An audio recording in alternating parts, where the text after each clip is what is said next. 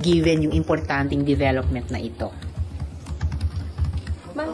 But you are of the belief na dapat pong mag-impeachment trial pa rin? O susunod po kayo? Kasi, for example, sila Senator Ping sinasabi, dapat sunod na lang sa SC decision po.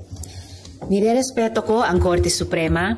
With all due respect sa Korte Suprema, nagpahayag din ako ng pagkadismaya nung araw ng paglabas ng desisyon, yung pagkabahala sa mga disturbing questions tulad ng pagdagdag ng mga requirements para sa impeachment trial, tulad ng tila pagbabago sa definition ng initiation na nakaapekto na mukhang makakaapekto sa kapalaran nitong impeachment trial. At the same time, at gusto kong ibalanse doon, at ito ay ipinaalala din ng iba't ibang mga dating justices at dating chief justices din. Paano na yung prinsipyo ng solong responsibilidad ng Senado sa ilalim ng konstitusyon mismo na dinigin ang isang impeachment trial? Paano na yung separate at co-equal branches of government at yung pagrespeto namin sa isa't isa? Paano na yung prinsipyo ng karapatan ng mamamayan, singilin ng accountability ng bawat isa sa amin na nagtatrabaho sa gobyerno? So may mga ongoing efforts na balansehin ito, mga resolution on the sense of the Senate at iba pa.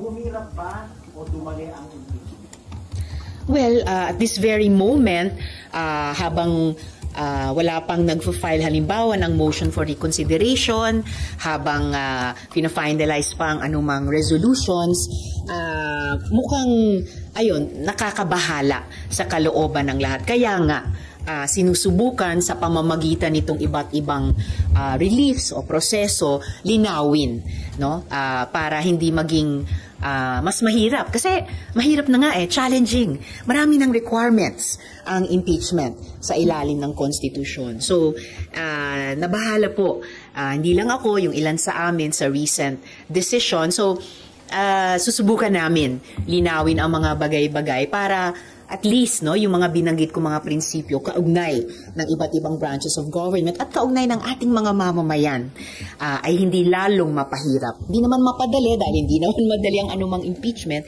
pero at least malinaw na maitaguyod. Mas mahirap siya. I think yun yung sense ng mga nagpapahayag ng pagkabahala at yung sense ng mga grupo at individual na nagko-consider or magsasagawa ng kanyang mga motion for reconsideration at saka resolution na kung humirap ay humihingi ng kalinawan para yung at dapat lang naman na hindi madaling proseso ng impeachment ay hindi maging mas lalong mahirap. May judicial overreach na nakumit sa panghihimatay sa pina-impeachment process. Yun yung isang ipinahayag kahit ng ilang mga dating chief justices at associate justices. And I hope yung isyong iyon ay mariresolve sa lalong madaling panahon habang sa pagkaintindi ko ay pending pa rin itong impeachment trial. Sabi nga po, confession. Yes. Dahil meron pong Supreme Court ruling, ang nakalagay doon, immediately executory. So how do you go about that po? Sabi niyo po, tama po ba nga, dapat tuloy lang yung trial. Yes. So paano po yung, ano ang ideal scenario, ma'am? Well, yung ideal scenario ay hindi pa talaga nasisilip at nalalarawan ng konkretong-konkreto. Kaya nga, may ganitong mga sinasabi ng iba't ibang grupo na magpa-file sila ng motion for reconsideration sa Supreme Court.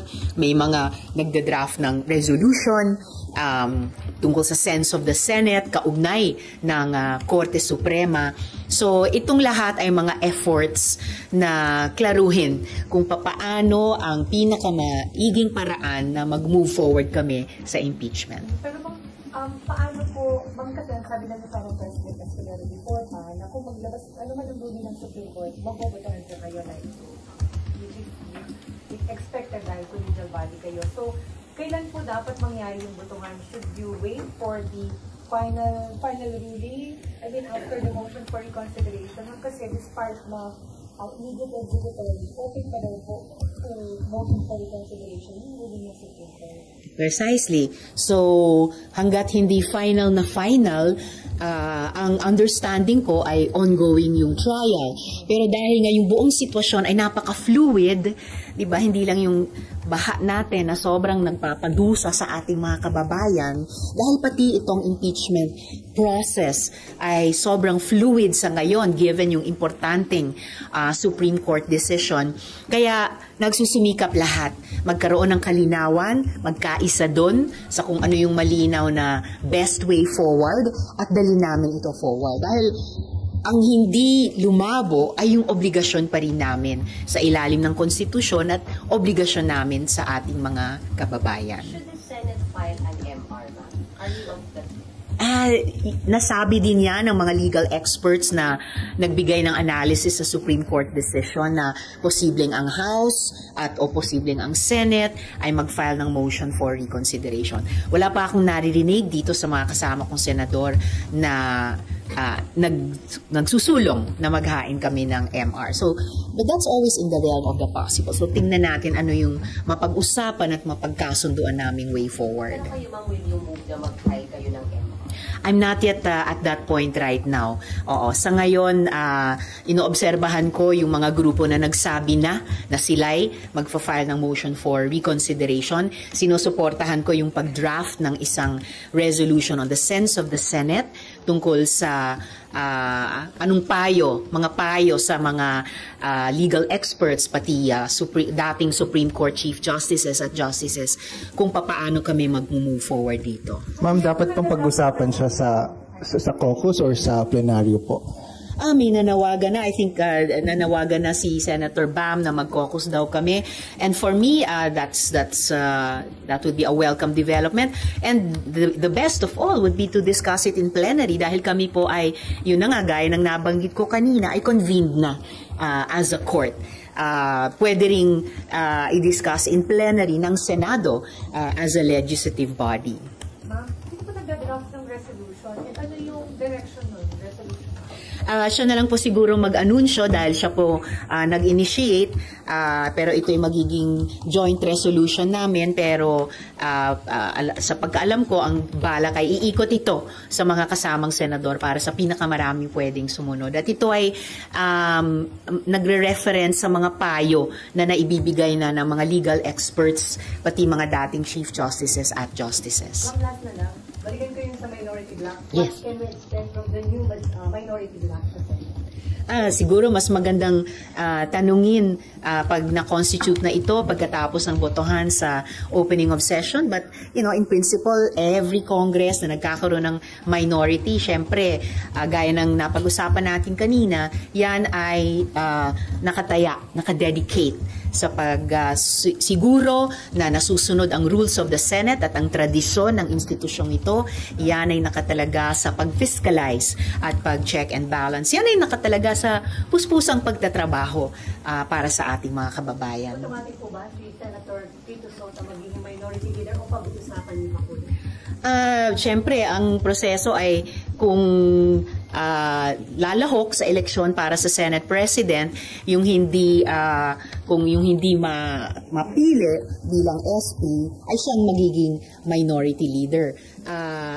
Sa minority na sasalihan ko, kung si Senator Tito ang maging minority leader, I will be proud to serve in that minority.